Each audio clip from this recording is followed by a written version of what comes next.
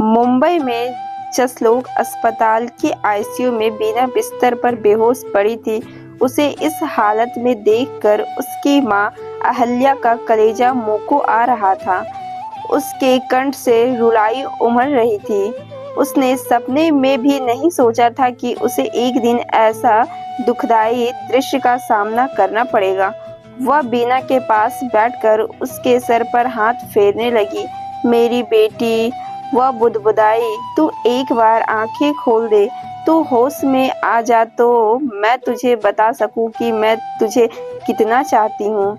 तू मेरे दिल के कितने करीब है। तू मुझे छोड़कर ना जा मेरी लाडो। तेरे बिन मेरा संसार सूना हो जाएगा। बेटी को खो देने की आशंका से वह परेशान थी। वह व्यग्रता से डॉक्टर और नर्सों का आना जाना ताक रही थी। उनसे बीना की हालत के बारे में जानना चाह रही थी, पर हर कोई उसे किसी तरह का संतोषजनक उत्तर देने में असमर्थ था। जैसे ही उसे बीना के बारे में सूचना मिली, वह पागलों की तरह बदहवास हॉस्पिटल दौड़ी थी। बीना को बेसुध देखकर वह चीख पड़ी थी। यह सब कैसे हुआ? क्यों हुआ? उसके होठों पर हजारों सवाल आए थे। मैं आपको सारी बात बाद में विस्तार से बताऊंगा, उसके दामाद भास्कर ने कहा था। आपको तो पता ही है कि बीना ड्रग्स की आदी थी। लगता है कि इस बार उसने ओवरडोज ले ली और बेहोश हो गई। काम वाली बाई की नज़र उस पर पड़ी तो उसने दफ्तर में फ़ोन किया। मैं दौड़ा आया, उसे अस्पताल लाया और आपको खबर कर दिया। हाय हाय बीना ठीक तो हो जाएगी ना? अहल्या ने चिंतित होकर सवाल किया। डॉक्टर्स पूरी कोशिश कर रहे हैं, भास्कर ने उम्मीद जताई। भास्कर से कोई आश्वासन ना पाकर अहल्या ने चुप्पी साध ली। और वह कर भी क्या सकती थी? उसने अपने आप को इतना लाचार कभी महसूस नहीं किया था। वह जानती थी कि बीना ड्रग्स लेती थी। ड्रग्स की यह आदत उसे अमेरिका में ही पड़ चुकी थी। मानसिक तनाव के चलते वह कभी कभी गोलियां फांक लेती थी। उसने ओवरडोज गलती से ली या आत्महत्या करने का प्रयत्न किया था। उसका मन एक बार फिर अतीत में जा पहुंचा। उसे वह दिन याद आया जब बीना पैदा हुई थी। लड़की के जन्म से घर में किसी प्रकार की हलचल नहीं हुई थी। कोई उत्साहित नहीं हुआ था। अहल्या व उसके पति सुधाकर ऐसे परवरिश में पले बड़े थे जहां लड़कों को अहम दिया जाता था, लड़कियों की कोई अहमति नहीं थी। लड़कों के जन्म पर थालियां बजाई जाती थी, लड्डू बांटे जाते, खुशियां मनाई जाती थी। बेटी हुई तो सबके मुंह लटक जाते। बेटी सिर का बोझ थी, वह घाटे का सौदा थी। एक बड़ी जिम्मेदारी थी। उसे पाल पोष कर बड़ा कर दूसरों को सौंप देना होता था। उसके लिए वर खोज कर, दान दहेज देकर उसकी शादी करने की प्रक्रिया में उसके माँ बाप परेशान हो जाते और अक्सर आकंठ कर्ज में डूब जाते थे। अहल्या और सुधाकर भी अपनी यही मानसिकता व पिछली विचारधाराओं को लेकर जी रहे थे। वे समाज के घिसे पिटे नियमों का बखूबी पालन कर रहे थे। वे भी अव्वल दर्जे के पुरातन पार्थी थे, लकीर के फकीर। देश में बदलाव की बयार आई थी। औरतें अपनी हक के लिए संघर्ष कर रही थी, स्त्री सशक्तिकरण की मांग कर रही थी।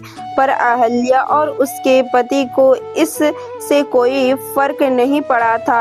अहल्या को याद आया कि बच्ची को देखकर उसकी सास ने कहा था, बच्ची जरा दुबली पतली और मरियल सी है, रंग भी थोड़ा सांवला है, पर कोई बात नहीं। दो बेटे के जन्म के बाद इस परिवार में एक बेटी की कमी थी, सो वह भी पूरी हो गई है। जब भी अहल्या को उसकी सास अपनी बेटी को ममता के वशीभूत होकर गोद में लेते या उसे प्यार करते देखती तो उसे टोके बिना ना रहती। अरे लड़कियां पराई धन होती है, दूसरों के घर की शोभा इनसे ज्यादा मोह मत बढ़ा। तेरी असली पूंजी तो तेरे बेटे हैं, वही तेरी नैया पार लगाएंगे, तेरे वंश की बैल वही आगे बढ़ाएंगे, तेरे बुढ़ापे का सहारा वही तो बनेंगे।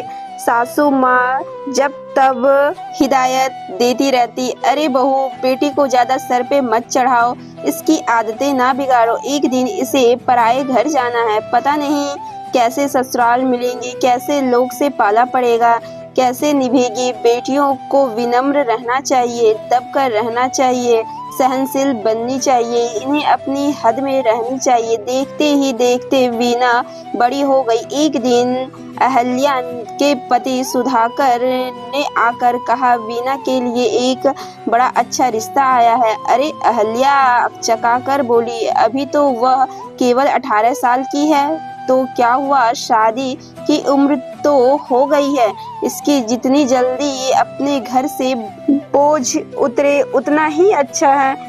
लड़के ने खुद आगे बढ़कर उसका हाथ मांगा है। लड़का भी ऐसा वैसा नहीं है, प्रशासनिक अधिकारी है, ऊंचा तनख्वाह पाता है, ठाठ से रहता है, हमारी बेटी राज करेगी। लेकिन उसकी पढ़ाई, ओहो, पढ़ाई का क्या है, उसके पति की मर्जी हुई तो बाद में भी प्राइवेट पढ़ सकती है। जरा सोचो, हमारी हैसियत एक आईएएस दामाद पाने की थी क्या? घराना भी अमीर है, यूँ समझो कि प्राकृतिक ने छप्पर फाड़कर धन बरसा दिया हम पर। लेकिन अगर उसके माता पिता ने दहेज के लिए मुंह फाड़ा तो कह देंगे कि हम आपके द्वारे लड़का मांगने नहीं आए थे, वही हमारी बेटी पर लात टपकाए हुए है। जब बीना को पता चला कि उसके ब्याह की बात चल रही है तो वह बहुत रोई धोई। पूरी शादी की इतनी जल्दी क्या है माँ, अभी मैं तो और पढ़ना चाहती हूँ, कॉलेज लाइफ एंजॉय करना चाहती हूँ, कुछ दिन बेफिक्री से रहना चाहती हूँ, फिर थोड़े दिन नौकरी भी करना चाहती हूँ। पर उसकी किसी ने नहीं सुनी, उसका कॉलेज छुड़ा दिया गया। शादी की जोर शोर से तैयारियां होने लगी। वर के माता पिता ने एक अड़ंगा लगाया, हमारे बेटे के लिए एक से बढ़कर एक रिश्ते आ रहे हैं, लाखों का दहेज मिल रहा है, माना कि हमारा बेटा आपके बेटे से ब्याह करने पर तुला हुआ है, पर इसका यह मतलब तो नहीं कि आप हमें सस्ते में टरका दे। नगद ना सही, उसकी हैसियत के अनुसार एक कार, फर्नीचर, फ्रिज, एसी वगैरह देना ही होगा। सुधाकर सर थाम कर बैठ गए। मैं अपने आप को बेच दूं तो भी इतना सब कुछ जुटा नहीं सकता, वे हताश स्वर में बोले। मैं कहती थी ना कि वर पक्ष वाले दहेज के लिए मुंह फाड़ेंगे, आखिर बात दहेज के मुद्दे पर आकर अटक गई ना। अहल्या ने उल्हाना दिया, आंटी जी आप लोग फिक्र ना करें, उनके भावी दामाद उदय ने उन्हें दिलासा दिलाया, मैं सब संभाल लूंगा, मैं अपने माँ बाप को समझा लूंगा, आखिर मैं उनका इकलौता पुत्र हूँ, वे मेरी बात टाल नहीं सकेंगे। पर उसके माता पिता भी अड़कर बैठे थे, दोनों में ताना तानी थी। आखिर उदय के माँ बाप की ही चली। वे शादी के मंडप से उदय को जबरन उठाकर ले गए और सुधाकर व अहल्या कुछ ना कर सके। देखते ही देखते शादी का माहौल मातम में बदल गया। घराती व बाराती चुपचाप खिसक लिए। अहल्या और वीना ने रो रो कर घर में कोहराम मचा दिया। अब इस तरह मातम मनाने से क्या हासिल होगा? सुधाकर ने लताड़ा, इतनी निराश होने की जरूरत नहीं है, हमारी लायक बेटी के लिए बहुत ही वर जुट जाएंगे। वीना मन ही मन आहत हुई, पर उसने इस दुखद घटना को भूलकर पढ़ाई में अपना मन लगाया। वह पढ़ने में तेज थी, उसने परीक्षा अच्छे नंबरों से पास की। इधर उसके माँ बाप भी निठल्ले नहीं बैठे थे, वे जी जान से एक अच्छे वर की तलाश कर रहे थे। तभी वीना ने एक दिन अपनी माँ को बताया कि वह अपने सहपाठी से प्यार करती है और उसी से शादी करना चाहती है। जब अहल्या ने यह बात अपने पति को बताई तो उन्होंने नाक भौं सिकुड़ते हुए कहा, बहुत खूब, यह लड़की कॉलेज पढ़ने जाती थी या कुछ और ही गुल खिला रही थी? कौन लड़का है, किस जात का है, कैसा खानदान है, कुछ तो पता चले। और जब उन्हें पता चला कि प्रवीण दलित है तो उनकी भुकुटी तन गई। यह लड़की जो भी काम करेगी वह अनोखा होगा। अपनी बिरादरी में योग्य लड़कों की कमी है क्या? भाई हमसे तो जानबूझकर मक्खी निगली नहीं जाएगी। समाज में क्या मुंह दिखाएंगे? हमें किसी तरह से इस लड़के से पीछा छुड़ाना होगा। तुम वीना को समझाओ। मैं उसे समझाकर हार चुकी हूँ पर वह जिद पकड़े हुए है, कुछ सुनने को तैयार नहीं है। पागल है वह, नादान है। हमें कोई तरकीब भिड़ानी होगी। सुधाकर ने एक तरीका खोज निकाला। वे वीना को एक ज्योतिषी के पास ले गए। सुधाकर पहले ही ज्योतिषी से मिल चुके थे और उसकी मुट्ठी गर्म कर दी थी। महाराज, कन्या एक गलत सोहबत में पड़ गई है और उससे शादी करने का हठ कर रही है। कुछ ऐसा कीजिए कि उसका मन उस लड़के की ओर से फिर जाए। आप चिंता ना करें जजमान, ज्योतिषाचार्य ने कहा। ज्योतिषी ने वीना की जन्मपत्री देखकर बताया कि उसका विदेश जाना अवश्य भावी है। तुम्हारी कुंडली अति उत्तम है। तुम पढ़ लिख कर अच्छा नाम कमाओगी।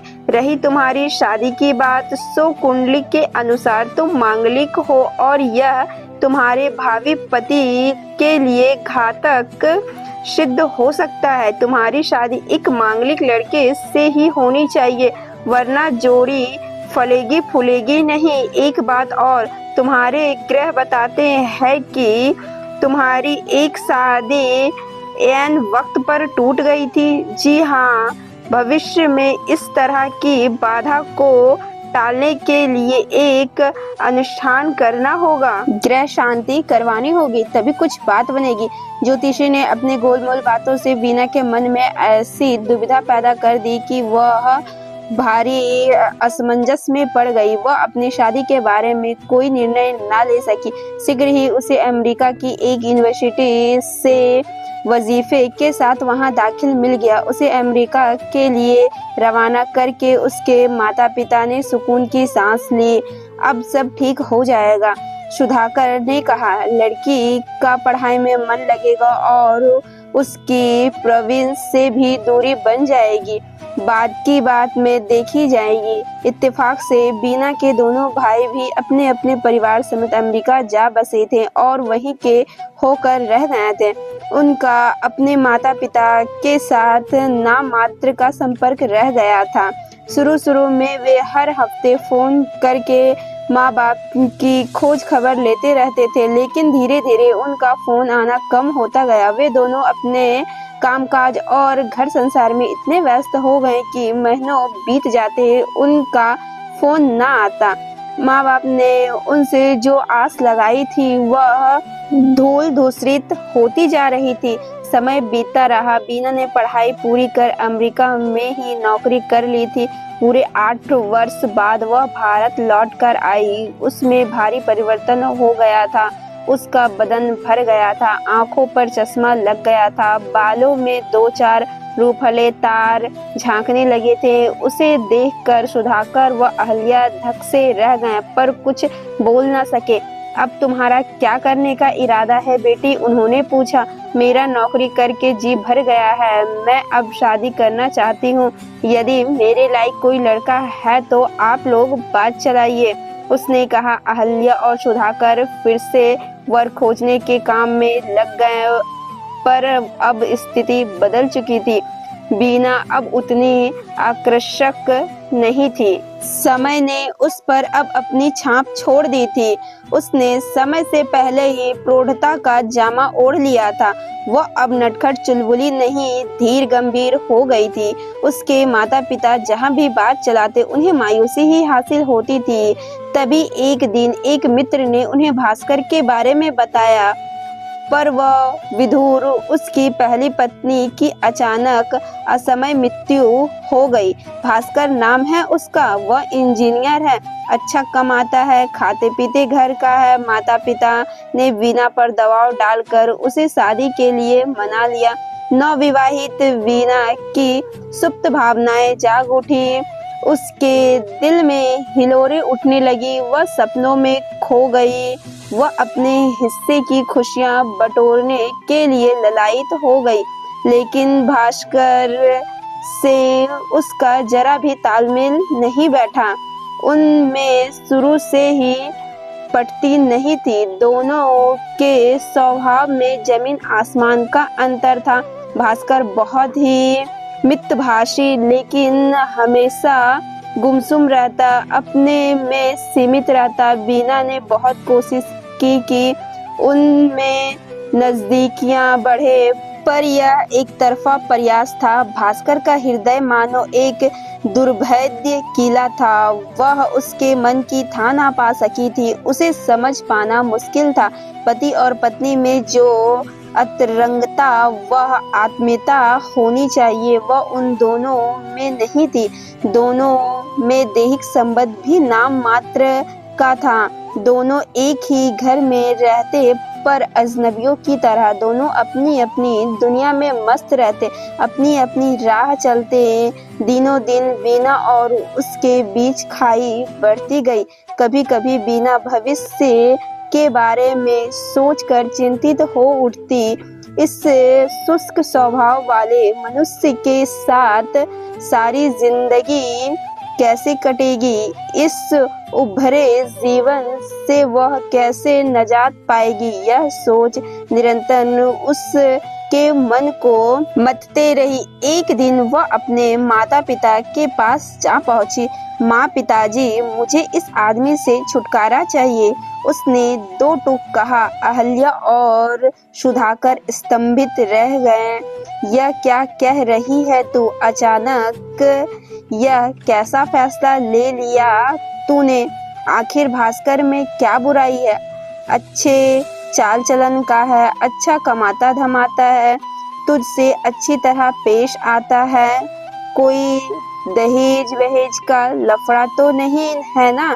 नहीं। 100 बात की एक बात, मेरी उनसे नहीं पटती, हमारे विचार नहीं मिलते। मैं अब एक दिन भी उनके साथ नहीं बिताना चाहती। हमारा अलग हो जाना ही बेहतर है। पागल ना बन बेटी, जरा जरा सी बातों के लिए क्या शादी के बंधन को तोड़ना उचित है?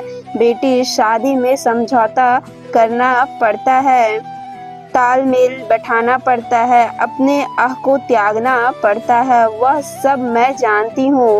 मैंने अपनी तरफ से पूरा प्रयत्न करके देख लिया, पर हमेशा नाकाम रही। बस मैंने फैसला कर लिया है। आप लोगों को बताना जरूरी समझा, सो बता दिया। जल्दबाजी में कोई निर्णय ना ले बीना। मैं तो सोचती हूँ कि एक बच्चा हो जाएगा तो तेरी मुश्किलें दूर हो जाएगी। माँ, अहल्या ने कहा। बीना विद्रूपता से हंसी। जहाँ परस्पर चाहत और आकर्षण ना हो, जहाँ मन ना मिले, वहाँ एक बच्चा कैसे पति पत्नी के बीच की कड़ी बन सकता है? वह कैसे उन दोनों को एक दूसरे के करीब ला सकता है? अहल्या और सुधाकर गहरी सोच में पड़ गए। इस लड़की ने तो एक भारी समस्या खड़ी कर दी। अहल्या बोली, जरा सोचो, इतनी कोशिश से तो लड़की को पार लगाया, अब यह पति को छोड़कर वापस घर आ बैठी तो हम इसे सारा जीवन कैसे संभाल पाएंगे? हमारी भी तो उम्र हो रही है। इस लड़की ने तो बैठे बिठाए एक मुसीबत खड़ी कर दी। उसे किसी तरह समझा बुझा कर ऐसा पागलपन करने से रोको। हमारे परिवार में कभी किसी का तलाक नहीं हुआ। यह हमारे लिए डूब मरने की बात होगी। शादी ब्याह कोई हंसी मजाक है क्या? और फिर इसे यह भी तो सोचना चाहिए कि इस उम्र में एक तलाकशुदा लड़की की दोबारा शादी कैसे हो पाएगी? लड़के क्या सड़कों पर पड़े मिलते हैं और इसमें कौन सा सूर खाप के पर लगे हैं जो इसे कोई मांग कर ले जाएगा? सुधाकर बोले, देखो मैं कोशिश करके देखता हूँ, पर मुझे नहीं लगता कि बीना मानेगी, वह बड़ी जिद्दी होती जा रही है। अहल्या ने कहा, तभी तो भुगत रही है, हमारा बस चलता तो इसकी शादी कब की हो गई होती। हमारे बेटों ने हमारी पसंद की लड़कियों से शादी की और अपने अपने घर में खुश हैं, पर इस लड़की के ढंग ही निराले हैं। पहले प्रेम विवाह का बुखार सिर पर सवार था, फिर विदेश जाकर पढ़ने का शौक चढ़ आया। खैर छोड़ो, जो होना है सो होकर रहेगा। बूढ़े दंपति ने बेटी को समझा बुझाकर वापस उसके घर भेज दिया। एक दिन अचानक हृदय गति रुक जाने से सुधाकर की मौत हो गई। दोनों बेटे विदेश से आए और औपचारिक दुख प्रकट कर वापस चले गए। वे मां को साथ ले जाना चाहते थे, पर अहल्या इसके लिए तैयार नहीं हुई। अहल्या किसी तरह अकेली अपने दिन काट रही थी कि सहसा बेटी के हादसे के बारे में सुनकर उसके हाथों के तोते उड़ गए। वह अपना सिर ढूंढने लगी। इस लड़की को यह क्या सूझी? अरे शादी से खुश नहीं थी तो पति को तलाक दे देती और अकेले चैन से रहती। भला अपनी जान लेने की क्या जरूरत थी? अब देखो, जिंदगी और मौत के बीच झूल रही है। अपनी माँ को इस बुढ़ापे पे ऐसा गम दे दिया। आज उसे लग रहा था कि उसके पति ने बेटी के प्रति न्याय नहीं किया। क्या हमारी सोच गलत थी? उसने अपने आप से सवाल किया। शायद हाँ, उसके मन ने कहा, हम जमाने के साथ नहीं चले, हम अपनी परिपाटी से चिपके रहें। पहली गलती हमसे यह हुई कि बेटी के परिपक्व होने से पहले ही उसकी शादी कर देनी चाहिए। अलहड़ अवस्था में उसके कांधों पर गृहस्थी का बोझ डालना चाहा। हम जल्द से जल्द अपनी जिम्मेदारी से मुक्त होना चाहते थे। और दूसरी भूल हमसे तब हुई जब बीना ने अपनी पसंद का लड़का चुना और हमने उसकी मर्जी को नकार कर उसकी शादी में हजार रोड़े अटकाए। अब जब वह अपनी शादी से खुश नहीं थी और पति से तलाक लेना चाह रही थी, तो हम दोनों पति पत्नी ने इस बात का जमकर विरोध किया। बेटी की खुशी से ज्यादा उन्हें समाज की चिंता थी। लोग क्या कहेंगे, यही बात उन्हें दिन रात खाई जाती थी। उन्हें अपनी मान मर्यादा का ख्याल ज्यादा था। वे समाज के अपनी साख बनाए रखना चाहते थे, पर बेटी पर क्या बीत रही है इस बात की उन्हें फिक्र नहीं थी। बेटी के प्रति वे तनिक भी संवेदनशील न थे। उसके दर्द का उन्हें जरा भी एहसास न था। उन्होंने कभी अपनी बेटी के मन की पढ़ने की कोशिश नहीं की, कभी उसकी अंतरंग भावनाओं को नहीं जानना चाहा। उसके जन्मदाता होकर भी वे उसके प्रति निष्ठुर रहे, उदासीन रहे। अहल्या को पिछली 20 घटनाएं याद आ गई, जब उसने वीणा को परे कर बेटों को कलेजे से लगाया था।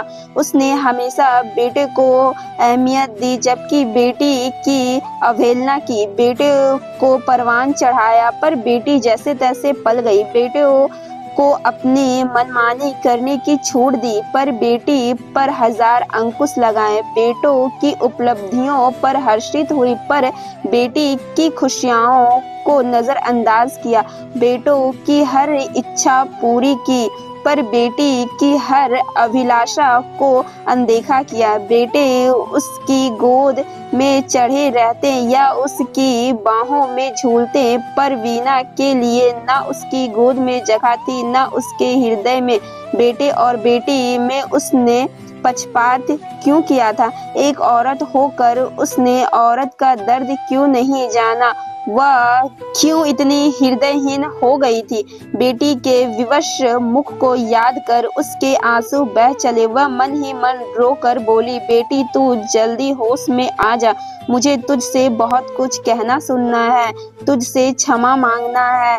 मैंने तेरे साथ घोर अन्याय किया, तेरी सारी खुशियाँ तुझसे छीन ली। मुझे अपनी गलतियों का पश्चाताप करने दे। आज उसे इस बात का शिद्दत से एहसास हो रहा था कि जाने अनजाने उसने और उसके पति ने बेटी के प्रति पक्षपात किया, उसके हिस्से के प्यार में कटौती की, उसकी खुशियों के आड़े आए, उससे जरूरत से ज्यादा सख्ती की, उस पर बचपन से बंदिशें लगाई, उस पर अपनी मर्जी लादी। वीना ने भी कठपुतली के समान अपने पिता के बातों का पालन किया, अपनी इच्छाओं आकांक्षाओं को दमन कर उनके इशारों पर चली। ढकोसलों, कुरीतियों और कुसंस्कारों से जकड़े समाज के नियमों के प्रति सिर झुकाया। फिर एक पुरुष के अधीन होकर उसने आगे घुटने टेक दिए, अपने अस्तित्व को मिटाकर अपना तन मन उसे सौंप दिया। फिर भी उसकी पूछ नहीं थी,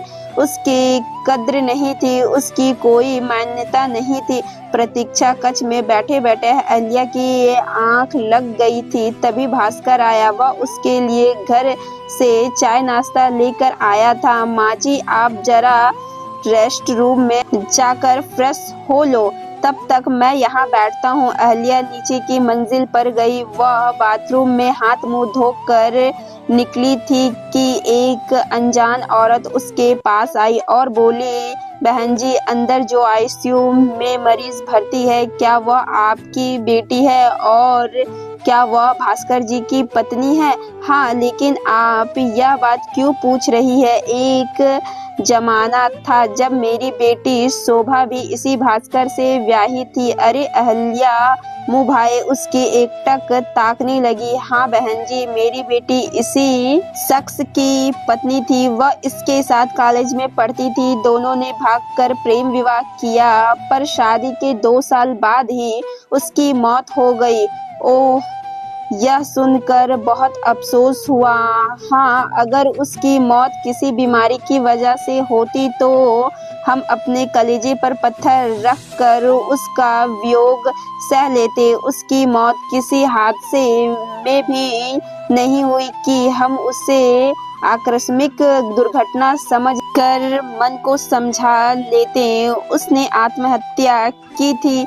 अब आपसे क्या बताऊं, यह एक अबूझ पहेली है। मेरी हंसती खेलती बेटी जो जिजीविषा से भरी थी, जो अपनी जिंदगी भरपूर जीना चाहती थी, जिसके जीवन में कोई गम नहीं था, उसने अचानक अपनी जान क्यों देनी चाहिए, यह हम माँ बाप कभी जान नहीं पाएंगे।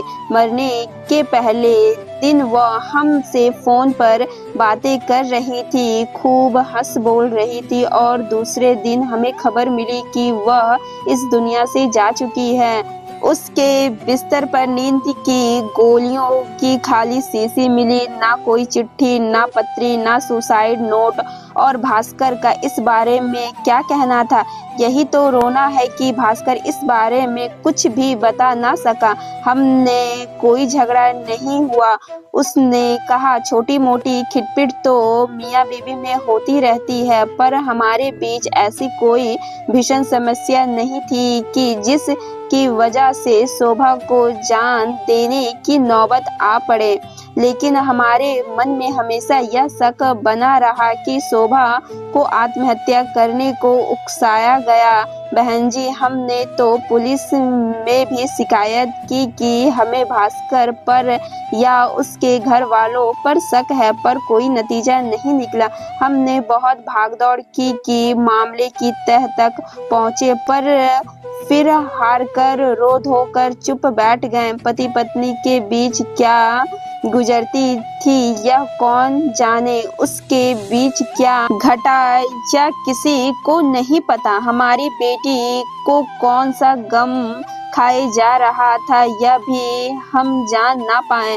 हम जवान बेटी की असमय मौत के दुख को सहते हुए जीने को बाध्य हैं। पता नहीं वो कौन सी घड़ी थी जब भास्कर से मेरी बेटी की मित्रता हुई। अहल्या के मन में खलबली मच गई। कितनी अजीब संयोग था कि भास्कर की पहली पत्नी ने आत्महत्या की और अब इसकी दूसरी पत्नी ने भी अपने प्राण देने चाहे। क्या यह महज इत्तेफाक था या भास्कर वास्तव में एक खलनायक था? अहल्या ने मन ही मन तय किया कि अगर वीणा की जान बच गई तो पहला काम वह यह करेगी कि अपनी बेटी को फौरन तलाक दिलाकर उसे इस दरिंदे के चंगुल से छुड़ाएगी। वह अपनी साख बचाने के लिए अपनी बेटी की आहुति नहीं देगी। वीणा अपनी शादी को लेकर जो भी कदम उठाए उसे मान्य होगा।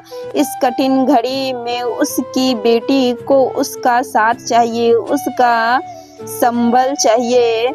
देर सवेर ही सही वह अपनी बेटी का सहारा बनेगी, उसकी ढाल बनेगी, हर तरह की आपदा से उसकी रक्षा करेगी। एक माँ होने के नाते वह अपना फर्ज निभाएगी और वह इस अनजान महिला के साथ मिलकर उसकी बेटी की मौत की गुत्थी भी सुलझाने का प्रयास करेगी। भास्कर जैसे कई भेड़िया सज्जनता का मुखौटा ओढ़े अपनी पत्नी को प्रताड़ित करते रहते हैं, उसे तिल तिल कर जलाते हैं और उसे अपने प्राण त्यागने को मजबूर करते हैं, लेकिन वे खुद बेदाग बच जाते हैं क्योंकि बाहर से वे भले बने रहते हैं। घर की चार दीवारी के भीतर उनकी करतूतें छिपी ढकी रहती है।